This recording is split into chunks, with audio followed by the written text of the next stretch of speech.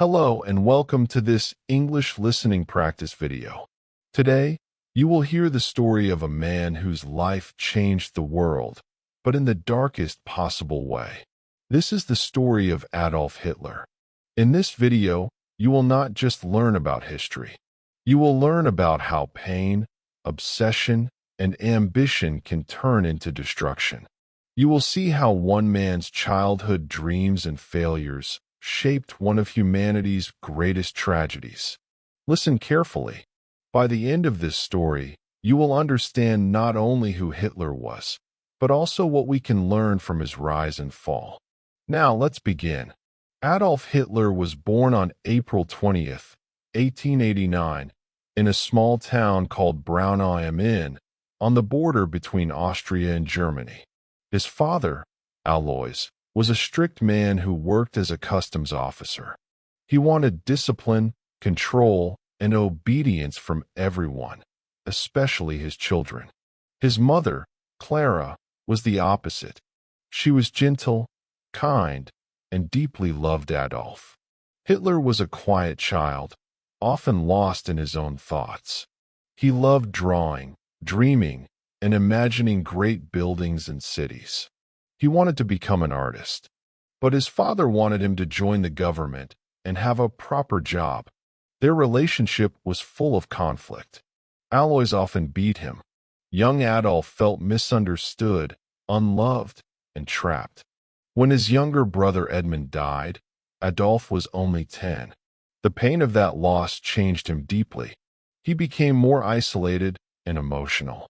He started to believe that the world was full of suffering and that he was meant for something greater.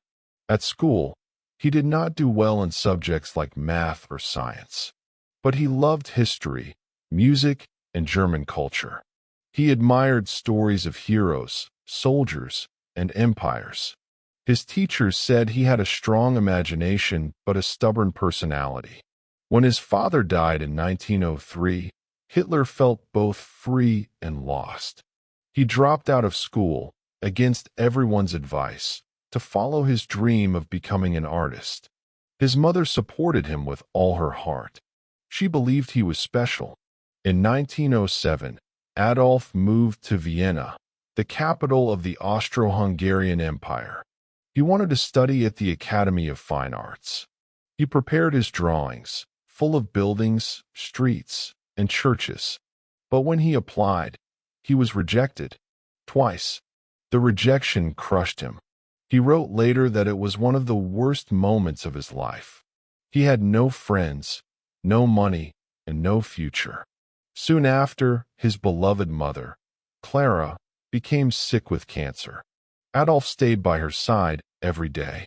When she died later that year, he was completely broken. He said that losing her was a wound that would never heal.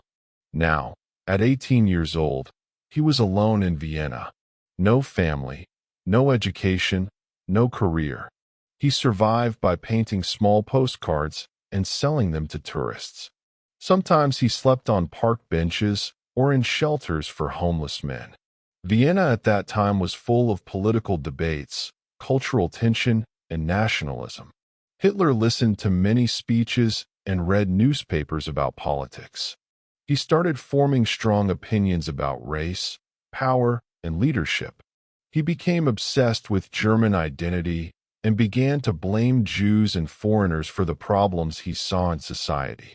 This was the seed of something dark, an idea that would later destroy millions of lives. But at that time, he was just a poor, angry young man, lost in a big city, trying to find meaning in his suffering. Lesson from this part. Even in pain, people look for meaning. Some use it to grow, others let it destroy them. Adolf Hitler's story shows how deep pain, when mixed with pride and hate, can become dangerous. After his mother's death and his rejection from art school, Adolf Hitler fell into years of struggle. Vienna became both his classroom and his prison. He had dreams of greatness, but life treated him with cold indifference. Every morning, He walked through the same streets with empty pockets and big thoughts. He sold small paintings of city buildings to survive. Sometimes he could afford a meal, sometimes not. He lived in cheap hostels with other poor men, dreamers, alcoholics, broken souls. At night, they argued about politics and power. They blamed someone for their pain. In those dark rooms, Hitler listened and learned. He began to believe that Germany, his true home, was being betrayed by weak leaders and divided by outsiders. He read newspapers full of political anger. He read books about German pride, about Aryan blood, about national destiny. Slowly, those ideas filled his mind. The world was changing, and so was he. He was no longer the shy boy who wanted to be an artist. He was becoming someone who saw himself as a savior, someone who thought he understood the truth better than everyone else. In 1913, Hitler left Vienna and moved to Munich, Germany. He wanted to escape the poverty and chaos of the Austrian capital. He felt Germany was where he truly belonged. There, he lived a quiet and lonely life, still selling small paintings. But soon, something would happen that would change everything, for him and for the world. In 1914, World War I began. Europe was suddenly on fire. Millions of men volunteered to fight for their countries. For Hitler, it was a calling. He had no family, no job, no future, but now he had a purpose. He joined the German army with pride. Finally, he felt part of something greater than himself. He wore the uniform, carried the flag, and marched with other soldiers who believed they were defending their homeland. The war was brutal. Mud, blood, and death filled the trenches. Hitler served as a messenger, running through dangerous battlefields to deliver orders. He saw his friends die. He was wounded twice. But he refused to quit. He believed that sacrifice was an honor. He received the Iron Cross for bravery, a medal he wore with deep pride for the rest of his life. For the first time, he felt respected. He felt powerful. He felt useful. When Germany lost the war in 1918, everything changed again. For Hitler, it was not just a military defeat. It was personal humiliation. He could not accept it. He believed Germany had been stabbed in the back, betrayed by politicians, communists, and Jews. This idea became an obsession. He was hospitalized after being temporarily blinded by a gas attack near the end of the war. While recovering, he received the news. Germany had surrendered.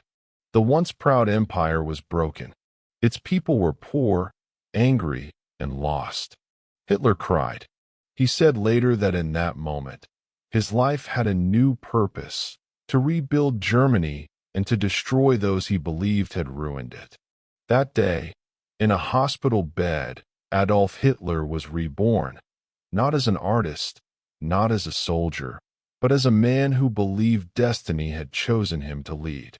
He began to see himself as a voice of revenge, a messenger of justice, a man of mission. But in truth, what was growing inside him was not justice. It was hatred mixed with pain and pride. When he left the hospital, Germany was in chaos. The old government was gone. A new republic had been created, but people did not trust it. Inflation made money worthless. People starved, froze, and begged on the streets. It was the perfect environment for anger, fear, and manipulation. And Hitler knew exactly how to use them. He started attending small political meetings in Munich. One of those groups was called the German Workers' Party, a tiny organization with strong nationalist ideas. At first, he went only to listen. But one day he stood up and spoke. His voice was sharp. His words burned with emotion. He spoke about betrayal, pride, and the need for strong leadership. People listened. They cheered.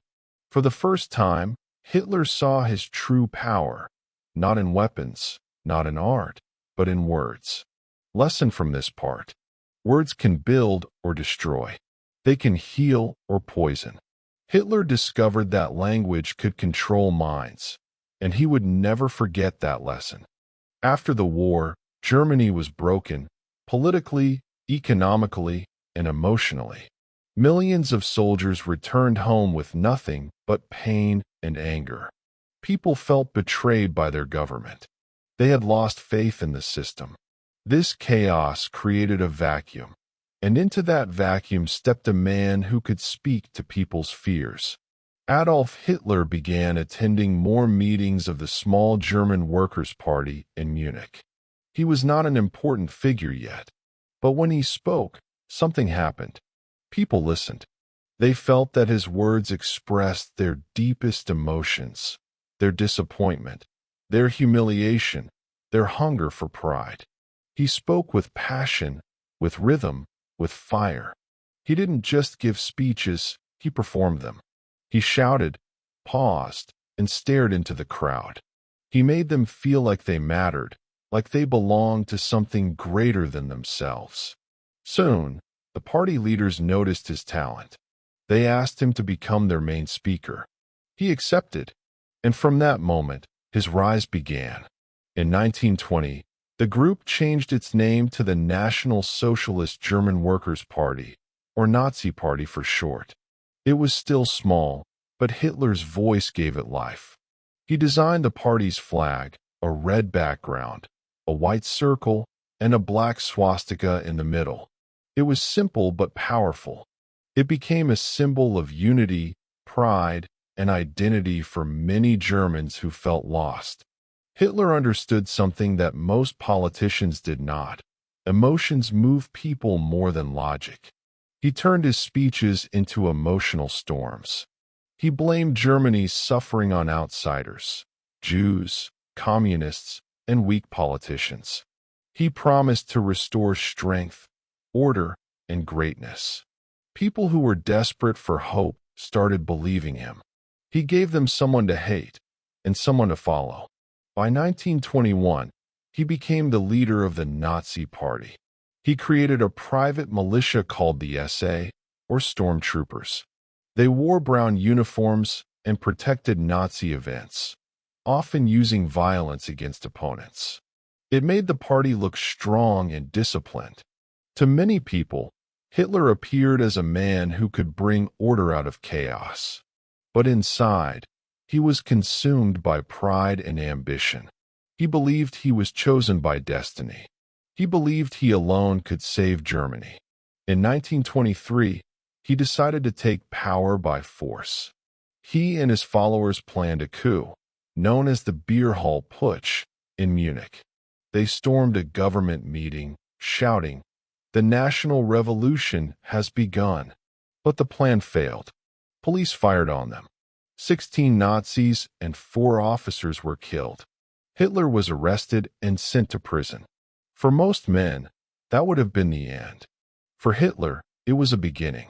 In prison, he was treated lightly, almost like a celebrity. He used his time to write a book, Mein Kampf, My Struggle. In it, he described his beliefs, his hatred, and his dream of a pure German empire. The book was filled with anger and dangerous ideas, but also with structure and purpose. He blamed Jews for everything wrong in the world, and he called for the unification of all Germans under one strong leader. When he was released from prison after only 9 months, he returned to politics with a new strategy. He realized that power could not be taken by violence. It had to be won through democracy, and then used to destroy democracy itself. He began to rebuild the Nazi Party, this time with discipline, order, and propaganda. He created symbols, songs, and rituals. He used newspapers, posters, and radio to spread his message. He studied the emotions of the crowd, their fears, their pride, their needs, and he spoke directly to them. While most politicians talked about numbers and laws, Hitler talked about belonging, strength, and revenge. He said Germany would rise again. He promised jobs, food, and dignity. He said he would make Germany proud once more. By the late 1920s, the world fell into the Great Depression. Millions lost their jobs. Poverty and despair spread across Europe. And in that dark time, Hitler's message sounded like hope. His rallies grew larger. Thousands gathered to see him speak. The Nazi Party won more and more seats in the German parliament. By 1932, it became one of the largest parties in the country. Hitler's eyes were fixed on one goal: total power. And he was closer than ever to achieving it. Lesson from this part: charisma can inspire or destroy. When people stop thinking and start following blindly, even the most dangerous ideas can grow strong. By 1932, Germany was on its knees. Unemployment was rising. People were hungry, angry, and afraid. They wanted someone to fix the chaos, someone who could speak with power and promise action. That someone was Adolf Hitler. The Nazi Party had become the largest political movement in Germany. Millions voted for it because Hitler seemed strong, decisive, and different. He promised jobs, unity, and pride. He told the people that he would rebuild Germany and make the nation great again. In January 1933, President Paul von Hindenburg made a historic decision. He appointed Adolf Hitler as Chancellor of Germany. It was supposed to be a political compromise, a way to control him. But it was a fatal mistake. Once inside the government, Hitler moved fast. He surrounded himself with loyal men. He filled key positions with Nazis. He used fear, propaganda, and violence to silence his enemies. 1 month later, a mysterious event gave him the perfect excuse to grab full control: the Reichstag fire. The German parliament building burned down. A young communist was blamed, and Hitler declared it a national emergency. He told the nation that Germany was under threat, and that only strong leadership could protect it. He convinced Hindenburg to sign the Reichstag fire decree, which suspended basic freedoms. Now, the Nazis could arrest anyone, search homes, and ban newspapers without a court order. Within weeks, thousands of opponents were imprisoned. Political parties were silenced. Fear ruled the streets. But Hitler wanted more. He wanted total power, legally. So he pushed the Enabling Act through Parliament in March 1933. This law gave him the right to make laws without approval. It destroyed democracy with the stroke of a pen. Germany's fragile republic had ended. The Third Reich had begun. Hitler wasted no time turning the country into a totalitarian state. He banned all political parties except the Nazi Party. He created a secret police, the Gestapo, to watch, arrest, and torture anyone who opposed him. He built concentration camps to hold political prisoners. He took control of the media, the education system, and even art. Propaganda became a weapon. Joseph Goebbels, his propaganda minister, filled the airwaves and newspapers with Hitler's image. Every poster, every movie, every speech told the same story. Hitler was Germany's savior. Hitler was the voice of destiny. Hitler was the Führer, the leader. Children learned songs that praised him. Families hung his portrait in their homes. People saluted him in the streets. He became not just a politician, but a myth. When President Hindenburg died in 1934, Hitler combined the roles of chancellor and president. He took the title Führer, meaning leader. From that moment, his word became law. He reorganized the army, demanding a personal oath of loyalty, not to the country, but to himself. Millions of soldiers swore, "I swear unconditional obedience to Adolf Hitler." The transformation was complete. Germany was now under one man's control. Behind the scenes, violence continued. In the night of the long knives, Hitler ordered the execution of several members of his own party who might challenge him. He showed no hesitation. Power, to him, was sacred, and he would kill to protect it. To the world, he appeared confident and unstoppable. He rebuilt the economy, created jobs, and modernized industries. Factories reopened. Highways were built. Many Germans believed life was getting better. They did not see, or did not want to see, the growing darkness beneath the surface. For Hitler, it was only the beginning. He believed he was chosen by fate to lead Germany to greatness, and to cleanse the world of those he called inferior. He began preparing for war, rearming the military in secret, and planning expansion. The world watched, some admired, some ignored, as a dictator built his empire on lies and fear. Lesson from this part: freedom is fragile. When people trade liberty for security, they may wake up one day and realize they have lost both. By the mid-1940s, Adolf Hitler had reached the height of his power, yet he was already falling.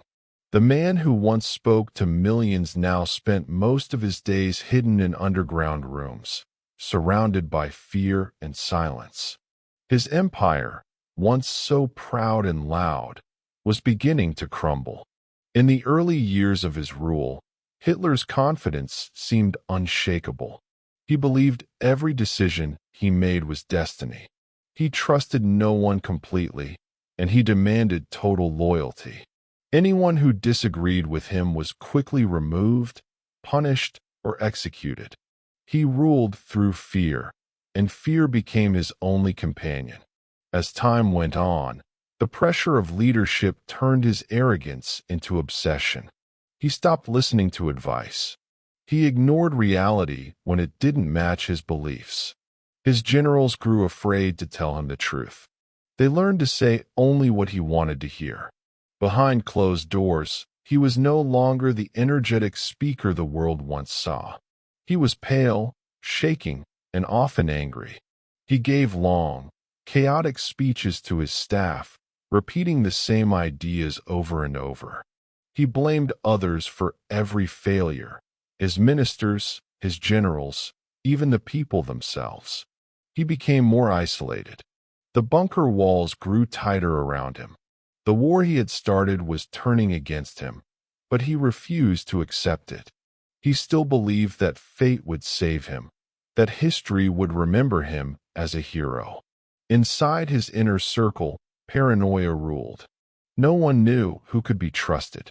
Spies listened, soldiers whispered, and fear was everywhere. Even his most loyal followers began to doubt him. Some secretly hoped the nightmare would end, but no one dared to say it aloud. As months passed, Hitler's health worsened. He suffered from tremors, insomnia, and deep anxiety. Doctors prescribed endless pills, while his temper grew shorter every day. Those who saw him up close described a man both obsessed and broken, still commanding with authority, but living in denial. He spent hours looking at maps, moving imaginary armies across lines that no longer existed. He refused to believe the truth, that his empire was collapsing. Cities lay in ruins. People starved. Once proud soldiers were exhausted and hopeless. Still, he ordered them to fight. To him, surrender was worse than death. He would rather see everything destroyed than accept defeat. In his final months, Hitler retreated completely from the public eye. He stayed inside his bunker in Berlin, a dark, narrow place filled with reports of defeat and destruction. Above him, the city burned. Below, his voice echoed through empty halls. He continued to give speeches to invisible crowds, promising victory that would never come. He trusted only a few, people who had been with him since the beginning. Even then, his trust came with fear. He ordered the execution of those he believed were traitors. He destroyed what was left of friendship, loyalty, and reason. Every choice he made now led to further ruin. By 1945, he was a man trapped inside his own creation, a symbol of destruction consumed by the very power he once craved. He had turned his country into ashes, his people into enemies, and his dream into a nightmare. In his last days, those around him described a man completely detached from reality. He spoke of miracles that would never come. He believed new weapons would change everything, or that history would somehow forgive him. But deep down, he must have known. The end was near. Lesson from this part. Absolute power isolates. When a leader loses empathy and truth, he also loses himself. By early 1945, the empire Adolf Hitler had built was falling apart. The cities that once celebrated him now lay in ruins. The people he promised to lead to glory were starving, afraid, and exhausted. The leader who once commanded millions now lived underground, hiding from the world he had destroyed. Hitler spent his final weeks inside a bunker beneath Berlin. The city above was being reduced to ashes as the end drew near. Messages of defeat came in every day, but he refused to surrender. He ordered his soldiers to fight to the last man, even when there was nothing left to fight for. His closest allies tried to convince him that everything was lost, that it was time to stop. But Hitler could not imagine a world without himself in control. He had built his identity on power, and when that power disappeared, so did his reason to live. In April 1945, surrounded by silence, he made his final decision. He and his closest companion, Eva Braun, ended their lives in the bunker. Outside, the sound of gunfire and explosions continued until the last moments. Days later, Berlin surrendered. Soon after, Germany did too. The war was finally over. The world began to understand the full scale of the destruction. Millions of lives lost, cities erased, and families torn apart. When news of Hitler's death spread, there was no celebration, only silence. People were shocked, broken, and lost. The man who once seemed unstoppable had destroyed himself and everything around him. History would remember him not as a hero, not as a savior, but as a warning. A warning about how hatred, power, and blind loyalty can destroy even the strongest nations. A warning about what happens when people stop questioning, stop thinking, and start following without conscience. After the war, Germany and the world faced the painful task of rebuilding. New generations grew up learning what had happened and why it must never happen again. The world learned that peace, freedom, and truth must always be defended, even when it is difficult, because losing them, even once, can bring unimaginable darkness. Today, when we study Hitler's story, we do it not to remember the man, but to remember the cost of forgetting our humanity.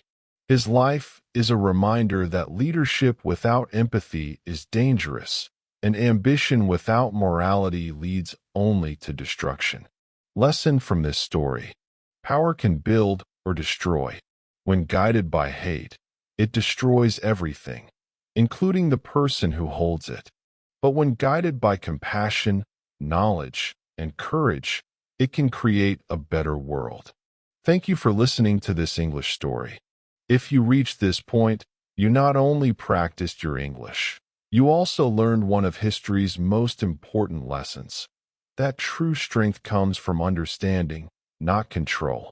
If you want to keep learning English through real stories, stories that teach you about life, courage, and humanity, then make sure to subscribe to this channel. Click the like button and turn on the bell notification so you don't miss the next inspiring story. Keep listening, keep learning, and remember, the past is not just history. It's a mirror that shows us who we can become.